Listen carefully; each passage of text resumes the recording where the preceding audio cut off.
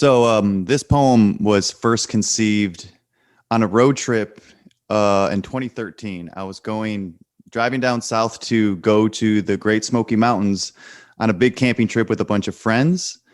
And on our way down there, there's always those misadventures of a road trip. But I also was taking in the scenery around me and realizing all of these kind of old abandoned towns that we were driving through, and this idea of like industry or these kind of capitalist signs, like literally billboards or gas stations and stuff, kind of encroaching on nature or kind of taking over these small cities and looming over like shadows.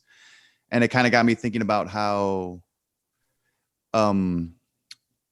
these things are also connected to colonialism and also connected to kind of the church and how they weave hand in hand, and how over the years this is kind of the result of kind of neglecting people and neglecting just these small towns that at one point in time were thriving, and then they've just kind of been cast aside by these bigger powers, and how they kind of have created this kind of apocalyptic landscape that I was driving through. But also I wanted to hint towards maybe a potential future that is kind of a resurgence of the familial, of nature, of maybe ancestral traditions being passed down. And at the end of the poem, you kind of get that little wink towards what maybe could be the future that is also an echo of the past beyond this kind of wild world that we live in today.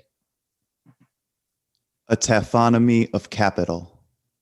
Tissue paper, 2 cups filling with dew, a pothole of shattered glass, mountains gutted out for tunnels we pass through across the interstate, further south, the mist exits and roundabouts where we mistake 2 churches for a gas station, billboards loom, Adam and Eve adult superstore.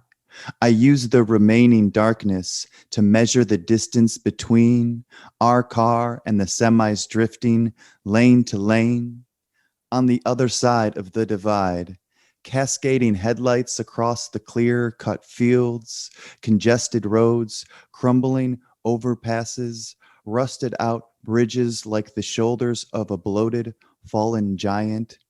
Concrete decomposes like roadkill at the woodland edge, stripped with power lines, cross through Cherokee, Yellow Hill, reduced to a seasonal town of gift shops, hollowed out buildings that the oak consumed, Santa's Land amusement park and zoo. Morning bleeds through cloud as if a bandage.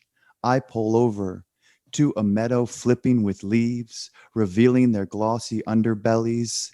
A peach tree sways, framed by horizon light.